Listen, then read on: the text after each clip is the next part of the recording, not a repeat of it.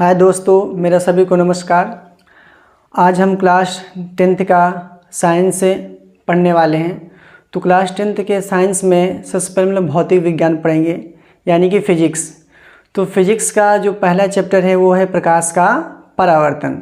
तो प्रकाश के परावर्तन को हम लोग अब शुरू करते हैं कि ये प्रकाश का परावर्तन क्या होता है। और ये आज हमारी पहली वीडियो है। तो देखो, आपके फिजिक्स क्लास 10th का पहला चैप्टर है प्रकाश का परावर्तन। प्रकाश का परावर्तन, तो इसकी इंग्लिश होगी रिफ्लेक्शन। Reflection of light.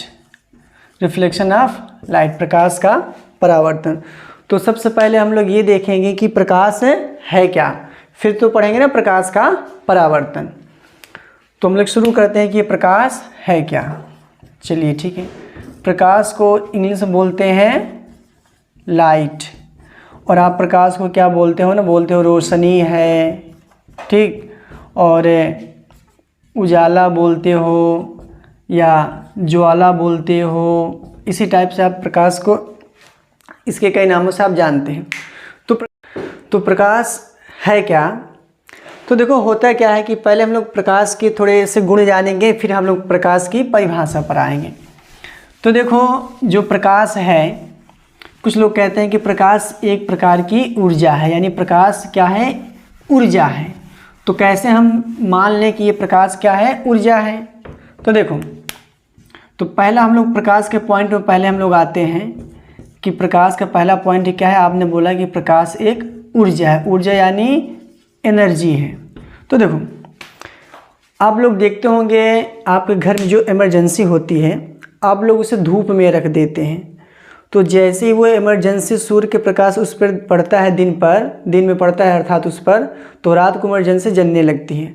अर्थात अगर आपको ये बात याद हो कि ऊर्जा क्या है, तो आप बोलते थे कार्य करने की क्षमता को ऊर्जा कहते हैं।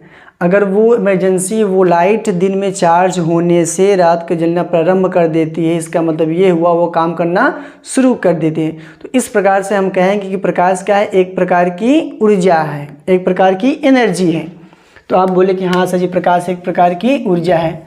दूसरी बात, अब मैं प्रकाश की जो बात कर रहा हूँ, अब चाहे ये सूर्य का प्रकाश हो या किसी टार्च का प्रकाश हो, प्रकाश यानी सिर्फ मैं यहाँ पर प्रकाश की बात कर रहा हूँ, क्योंकि हमारे क्लास 10th की फिजिक्स में प्रकाश को एज अ रे माना गया है, किरण माना गया है, ना कि कुछ और। वो तो बाद में पता चला था कि प्रकाश किरण की तरह व्यवहार करता है और तरंग की भी तरह व्यवहार करता है। तो चलो ठीक है। दूसरी बात ये है कि जो प्रकाश है ये सीधी रेखा में गमन करता है, सीधी रेखा में गमन करता है। प्रकाश एक सीधी रेखा में गमन करता है। जैसे आप टॉर्च लीजिए, ठीक, आप टॉर्च को अगर सीधा मारोगे तो टॉर्च सीधे जाएगा। ऐसा तो नहीं है कि आप टॉर्च ऐसे जलाओ और उसकी प्रकाश मुड़ करके पीछे जाए या इस तरफ जाए या इस तरफ जाए, ऐसा तो है नहीं। तो इससे ये सिद्ध होता है कि प्रकाश हमेशा सीधी रेखा में गमन करते हैं। दूसरा पॉइंट भी ठीक है सर जी, अच्छा ठीक है। तो और क्या है, तो और ये है कि मैं जैसे पूछूं आपसे कि प्रकाश कहाँ है, तो जैसे मैं यहाँ पर पढ़ा रहा हूँ तो यहाँ पर लाइट है, प्रकाश है, तो आप बोलोगे सर जी यहाँ पर लाइट है। तो मैं आपसे पूछूंगा लाइट है कहाँ, आप बोलोगे सर बोर्ड पर है। मैं बोर्ड पर अगर हाथ रखूँगा तो क्या लाइट ये दिखाई दे रही है यहाँ पर? नहीं, लाइट तो नहीं दिखाई, महसूस नहीं हो रही। तो महसूस हो रहा है कि यहाँ पर कोई बोर्ड है। यानी प्रकाश स्वयं तो नहीं दिखता, लेकिन वस्तुओं को देखने में सहायक होता है। जैसे आप अगर किसी अंधेरे रूम में जाते हो तो क्या वहाँ पर प्रकाश है? वहाँ पर जो टेबल रखी है आपको दिखाई दे रही है? नहीं दिखाई दे रही। लेकिन जैसे ही वहाँ पर आप बल्ब जला देते हो, वैसे ही वो टेबल दिखाई देने लगती है। तो इसका ये मतलब हुआ कि प्रकाश होने पर वो वस्तु दिखाई देती है, लेकिन प्रकाश स्वयं दिखाई नहीं देता। तो यहाँ हम शॉर्टकट में लिख रहे हैं कि प्रकाश के बारे में लिख रहे हैं, तो प्रकाश स्वयं नहीं दिखता, स्वयं नहीं दिखता, परंतु क्या होता है कि इसकी सहायता से वस्तुएं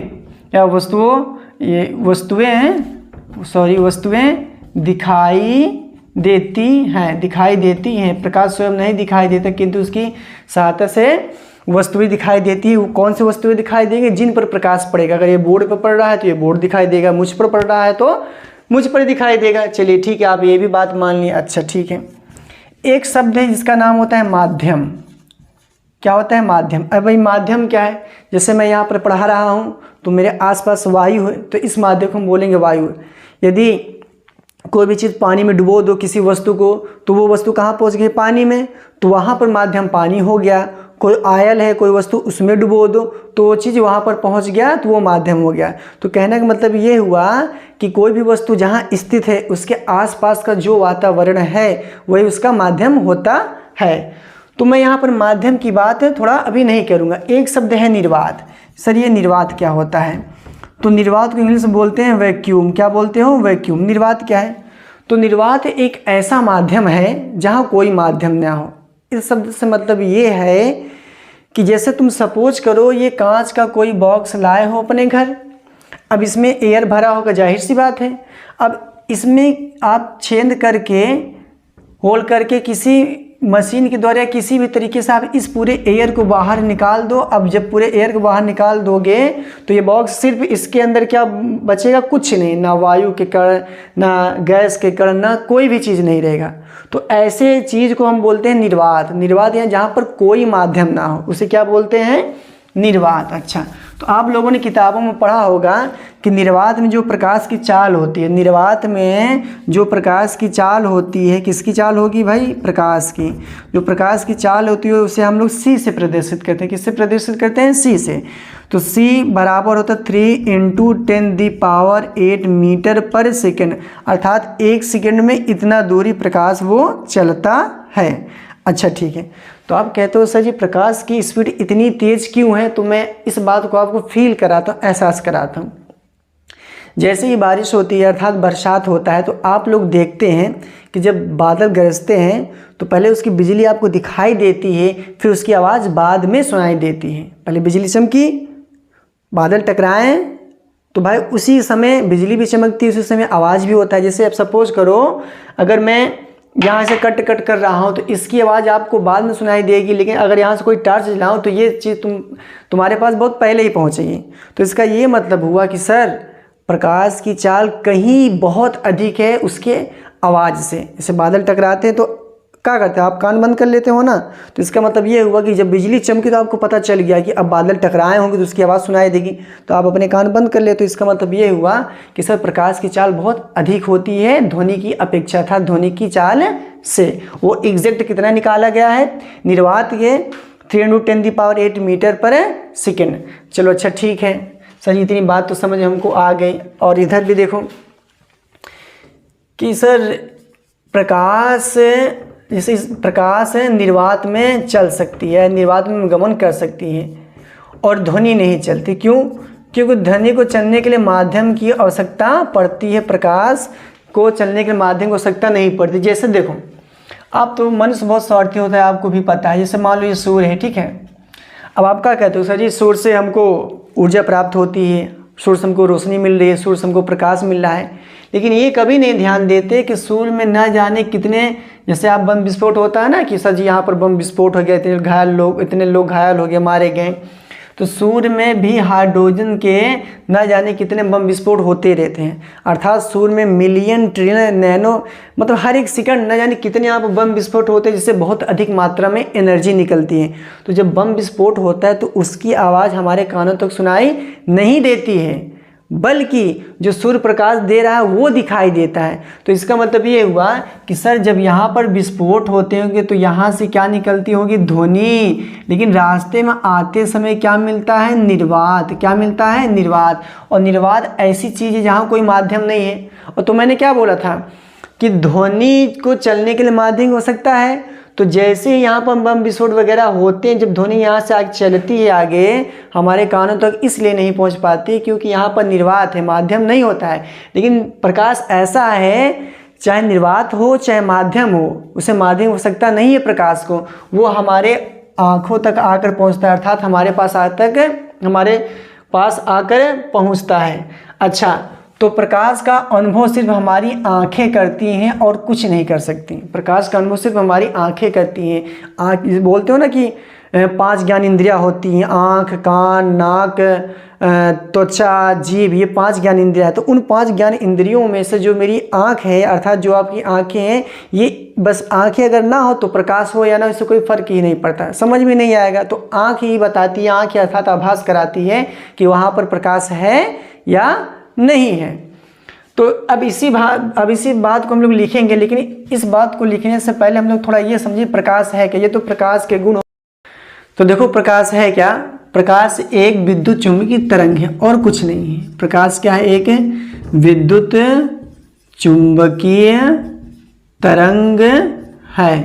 क्योंकि प्रकाश को 2 चीज़ें मानी गई है भाई। पहला माना गया था कि प्रकाश एक किरण है, ठीक। असल जी किरण क्या होता है, कुछ नहीं, प्रकाश जिस रास्ते से जाती है ना, ये इसी पाथ को बोलते हैं प्रकाश का किरण।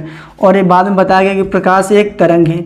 तो प्रकाश किरण के साथ साथ तरंग दोनों, अर्थात प्रकाश का जो नेचर है वो डबल टाइप का है। मतलब किरण की तरह रहेगा, यानी रे की तरह, किसकी तरह, रे की तरह, और तरंग यानी वेव की तरह। अर्थात प्रकाश किरण और तरंग दोनों की तरह व्यवहार करता है। अगर आपसे कोई पूछे प्रकाश क्या, तो बोलोगे प्रकाश एक विद्युत चुंबकीय तरंग है, इलेक्ट्रोमैग्नेटिक वेव है। जैसे आप लोग पढ़े होंगे कि गामा रे होती है, ठीक, उसके बाद एक्स रे होती है, उसके बाद अल्ट्रा वायलेट होती है, उसके बाद विजुअल होता है, उसके बाद माइक्रो वेव होता है, उसके बाद इंफ्रारेड होता है। इस प्रकार के आप पढ़े होंगे। तो ये सब प्रकाश के, ये सब क्या हैं, ये सब एक प्रकार के प्रकाश हैं।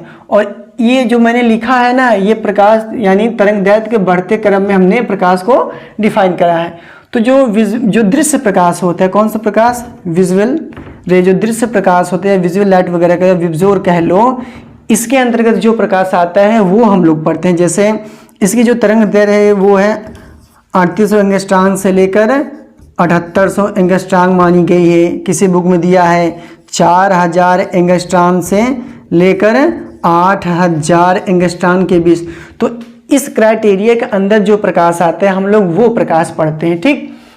तो अब हम लोग प्रकाश की परिभाषा पर आते हैं, और अपना पेन कॉपी लेकर बैठ जाइए, नोट कर लीजिए। अगर आप कहीं भी हाई स्कूल की कोचिंग लगाए हो साइंस की, तो मेरी बात मानो, तो वो कोचिंग अब छोड़ दो। किसी भी कोचिंग की आवश्यकता नहीं है। आप अगर अपने मोबाइल में 300 रुपये या 250 रुपये का डाटा डलाते हैं तो इसका भरपूर फ़ायदा उठाइए। और सारे सिलेबस में कवर करा दूंगा। धीरे धीरे आप लोग कमेंट में नीचे बताइएगा कि आपको क्लास कैसे लगी, ठीक है। तो साथ में आप नोट्स भी बनाते रहिएगा, वीडियो को पॉज कर लेना टाइम अगर जैसे होगा, क्योंकि मैं ऑनलाइन तो पढ़ा नहीं रहा हूँ, मैं से पढ़ा दे रहा हूँ। तो जो आप देखोगे तो लाइव तो रहेगा नहीं, अर्थात ऑनलाइन पढ़ा रहा हूँ।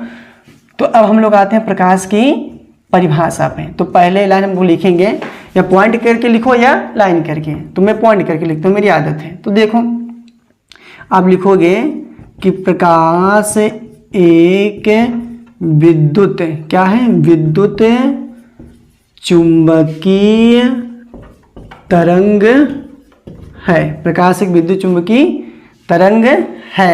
प्रकाश एक विद्युत चुंबकीय तरंग है जो हमारे नेत्रों में दृष्टि संवेदना, प्रकाश जो हमारे नेत्रों में दृष्टि संवेदना उत्पन्न करके, दृष्टि संवेदना यानी ये कि जैसे ही प्रकाश आप लोग देखते हो तो आपको आभास हो जाता है कि हाँ ये प्रकाश है, और जिस वस्तु पर पड़ता है वो वस्तु दिखाई देने लगती है। तो इसका मतलब ये दृष्टि संवेदना उत्पन्न करके वस्तुओं का आभास कराती है, किंतु प्रकाश यानी किंतु स्वयं दिखाई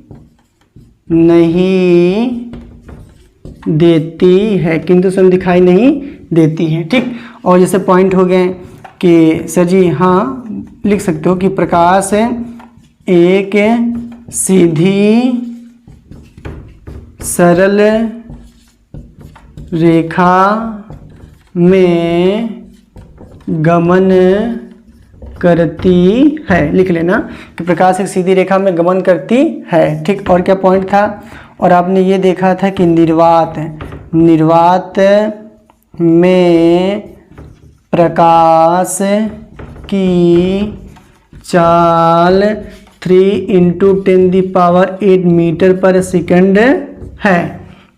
ये इतनी चीज़ें होगी। जब कोई आपसे पूछे प्रकाश क्या है तो इतनी बात आप बताइएगा। कोई पॉइंट छूटा तो नहीं है ना जो हाँ।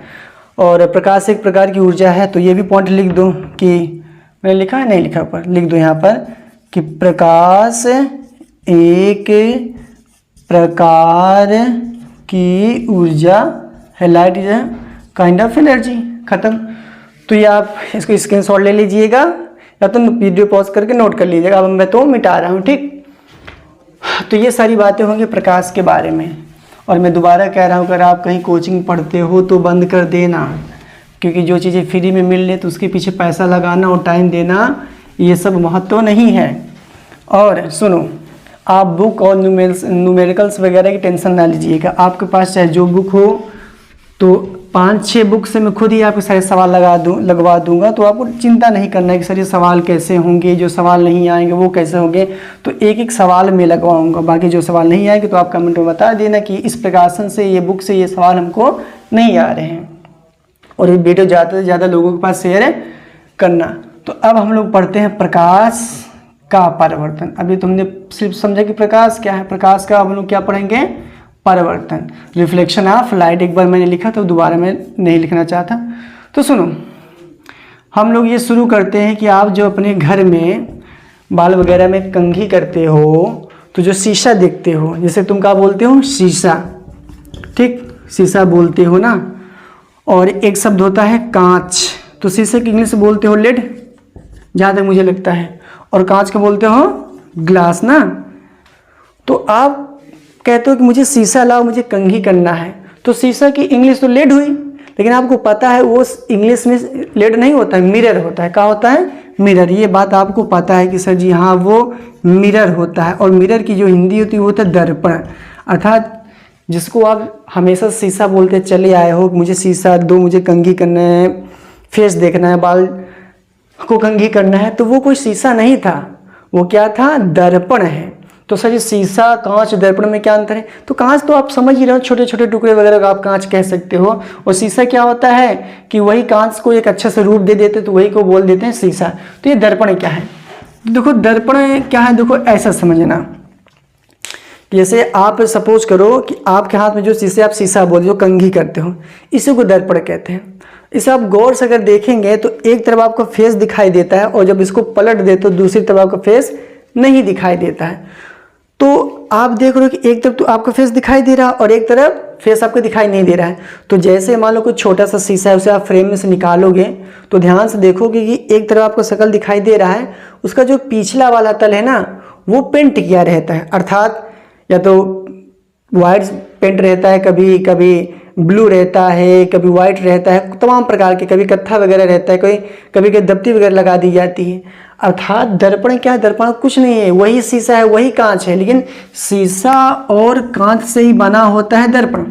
शीशा और कांच से ही बना होता है दर्पण, लेकिन इसमें एक खासियत ये है कि उसके एक तल पर आपका फेस दिखाई देगा ऐसे, और उसके पीछे तल पे वो पॉलिश रहती है, ठीक। तो इसे क्या बोलते हो? दर्पण। अच्छा, तो सपोज करो कि आप ऐसा करते हो ना कि सर जी यहाँ पर हम हैं, यहाँ पर तुम हो, ठीक है, और ये शीशा है, ठीक। इस शीशे के पीछे वाला तल है और ये शीशा का आगे वाला, तो तुम्हारा फेस यहाँ बनता है ना, तुम ऐसे यहाँ पर तुम्हारा शक्लें वगैरह दिखाई देती हैं।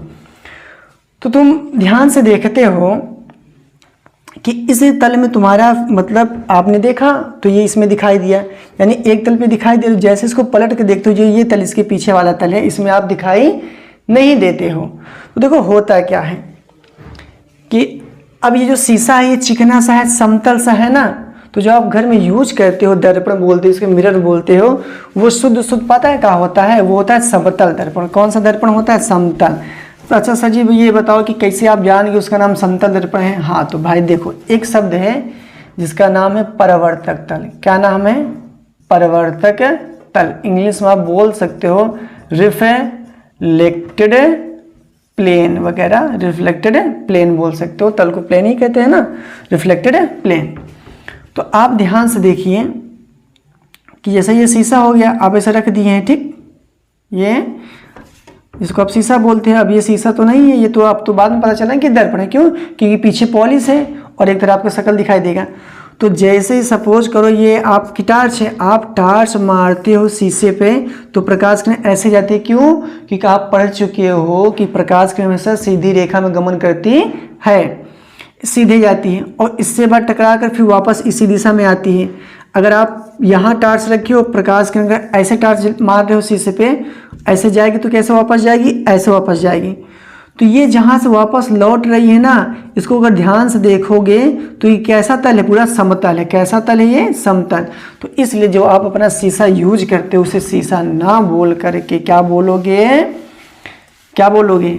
तो जिस तरह से प्रकाश में वापस लौट रहे उसे बोलते हैं परिवर्तक तल। तो शीशे का तल जो आप देखो कैसा समतल है। तो शीशों का शीशा ना बोल के इसका पूरा नाम हुआ समतल दर्पण। क्या हुआ? समतल दर्पण। तो अब वही शीशे को हम लोग क्या कर दिए, यहाँ पर ऐसे लिटा दिए, आराम से मस्त सो रहा है। क्या दिक्कत है? कोई दिक्कत नहीं। तो इसका अब नाम पड़ गया समतल दर्पण, जिसे आप इंग्लिश में बोलते हो प्लेन मिरर। क्या बोलोगे? Plane mirror. ये हो गया समतल दर्पण। अब सपोज करो यहाँ कोई टॉर्च है और इससे ना जाने कितनी प्रकाश किरण इस पर गिरेगी, लेकिन हम सिर्फ एक प्रकाश किरण दिखा रहे हैं क्योंकि हमको भाई समझना है ना, हमको समझना है, तो इसलिए हम दिखाएंगे सिर्फ और सिर्फ एक प्रकाश किरण। तो ये प्रकाश किरण ऐसे तिरछी आई तो ऐसे तिरछी वापस चली जाती है। अगर आप ये बात नहीं मान रहे हो कि सर जी हम शीशा रखेंगे, ऐसे टॉर्च जलाएंगे तो ऐसे कहा जाएगी, तो ये आप अपने घर पर रहोगे ये प्रयोग आसानी से कर सकते हो। जैसे शीशा लो रखो और ठीक है, और थोड़ा सा ऐसे टार्च जलाओ ऐसे तिरछा, तो देखो कि वो प्रकाश किरण कैसे जाएगी? ऐसे तिरछा जाएगी। ठीक, तो आने वाली प्रकाश किरण को हम लोग बोलते हैं आपतित किरण। क्या बोलोगे? आपतित किरण।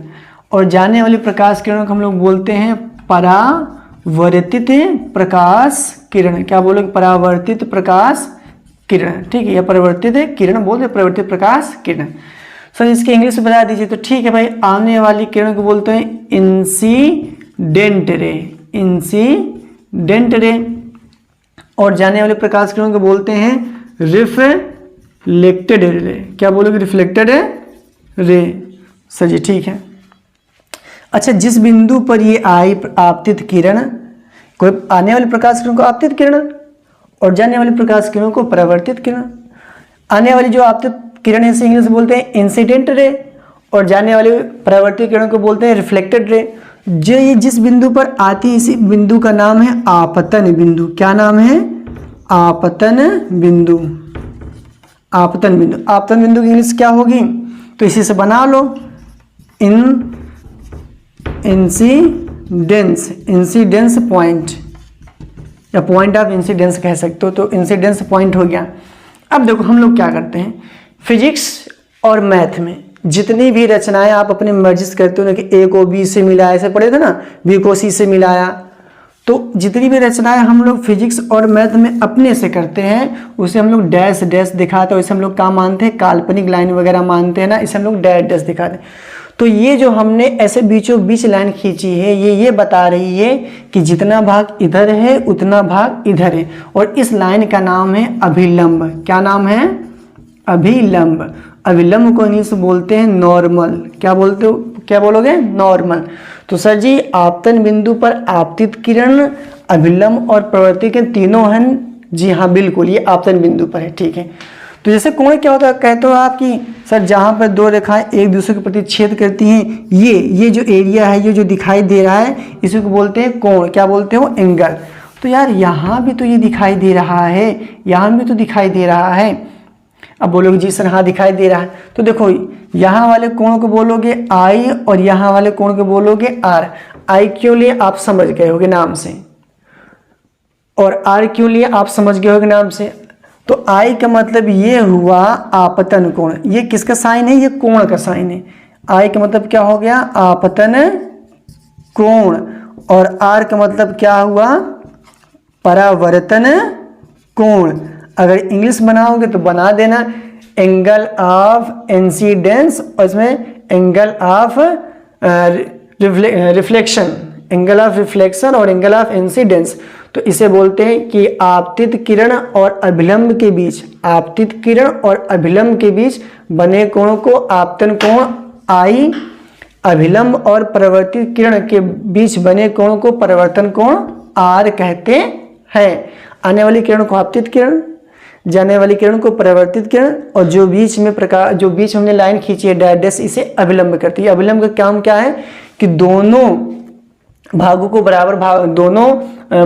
बराबर भागों में बांटना, अर्थात I बराबर R, I बराबर R। आप इतना जल्दी से नोट कर लीजिए, फिर मैं आगे बढ़ता हूँ, ठीक है।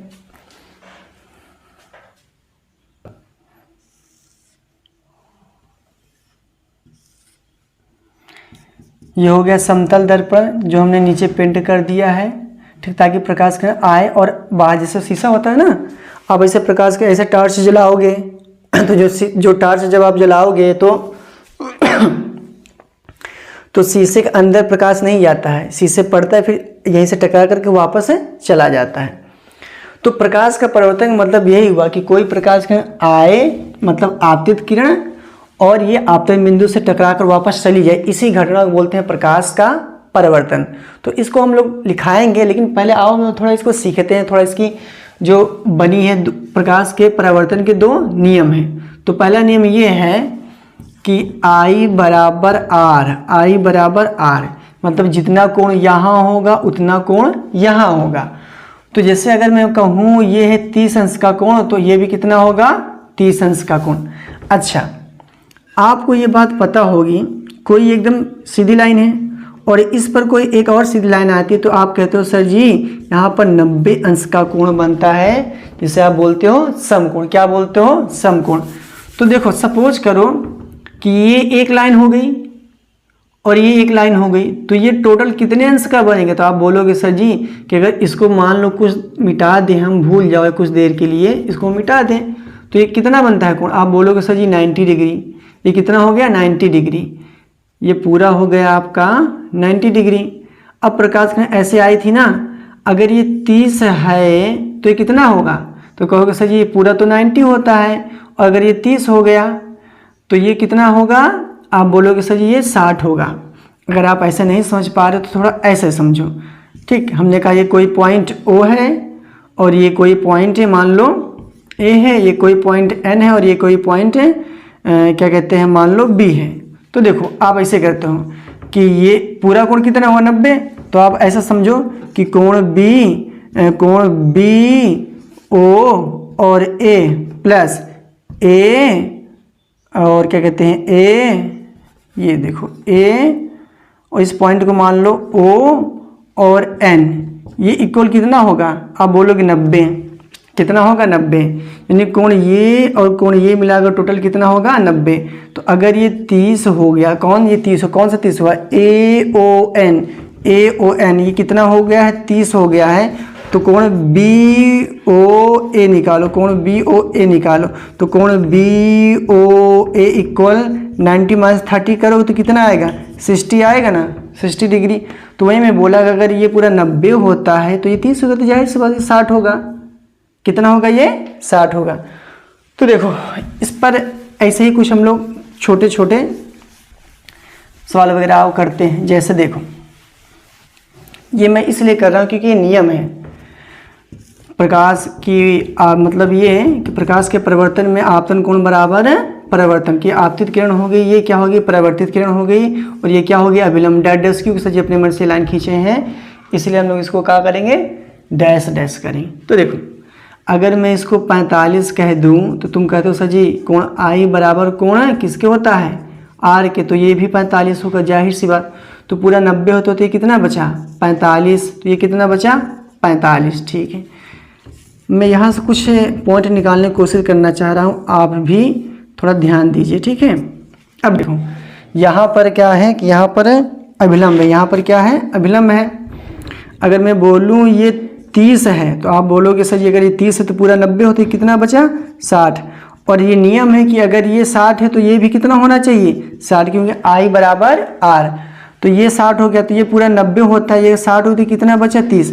तो आप कहीं ना कहीं ये देख रहे हैं कि सर जी I बराबर R तो है, साथ में ये वाला कोण भी इसके कोण के बराबर है, ये वाला कोण भी इस कोण के बराबर है।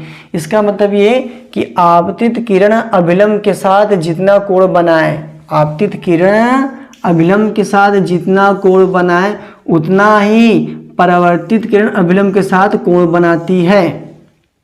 साथ में ही साथ कि आप अब देखो इसको पता है क्या बोलते हैं, परावर्तक तल, क्योंकि जहां से प्रकाश किरण टकरा कर वापस लौट जाए उस तल को क्या बोलते हो, परावर्तक तल। तो ये कौन सा तल मानेंगे, परावर्तक तल। तो थोड़ा देखो इसको हम लोग साफ से थोड़ा एक बार बनाते हैं कि प्रकाश किरण ऐसे आई वापस चली गई, इस तल से गई ना, ये सब तलों से, तो इसे बोलते हैं परावर्तक तल।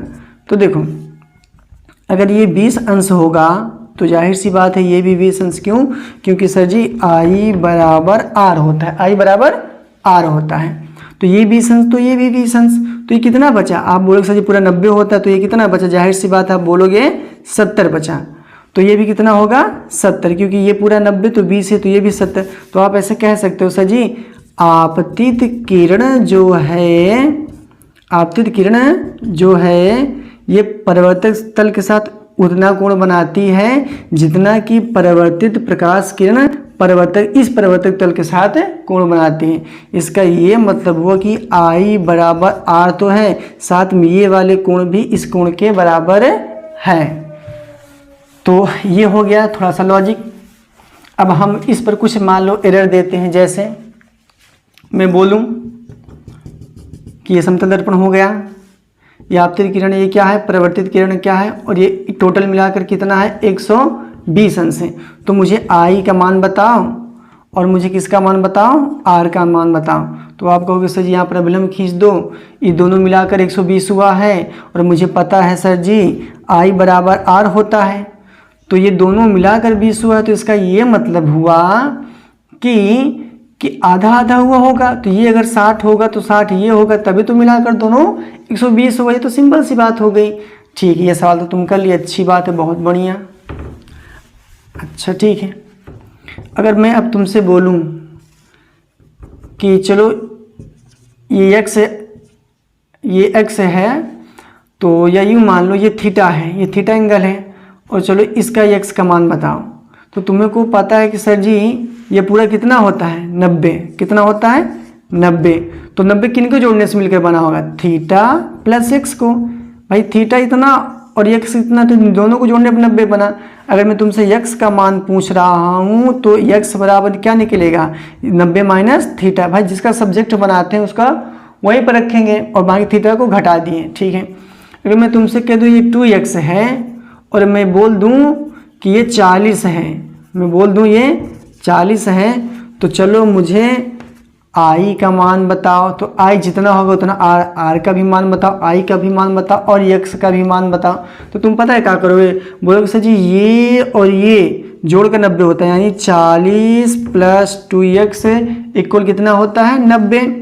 अब 2x का सब्जेक्ट लोगे तो 90 में से 40 अगर आप घटाओ तो कितना आया, आप बोलोगे सर जी 50 आया। तो 2x बराबर 50, जो चीज़ गुणा में होती है नीचे आने पर भाग में हो जाती है। तो x बराबर कितना हो गया 25 अंश। तो तुम बोलिए सर जी ये कितना हो गया 25 अंश, किसका मान निकला है x का, लेकिन यहाँ x नहीं 2x, यानी 2 से गुणा करो तो कितना हो गया 50। तो अगर ये 50 हो गया तो ये भी कितना होगा 50। अगर ये 50 हो तो कितना बचा 90 में अब 40। तो देखो वही हुआ ना कि जितना ये कोण उतना ये कोण, जितना ये कोण उतना ये कोण। हमें तो लगता है कि अब आप कर लेंगे इस बेस पे जो भी एरर आएंगे आप कर लोगे, आप इससे डरोगे नहीं। अच्छी बात है, बढ़िया है, बहुत अच्छी बात है। अब देखो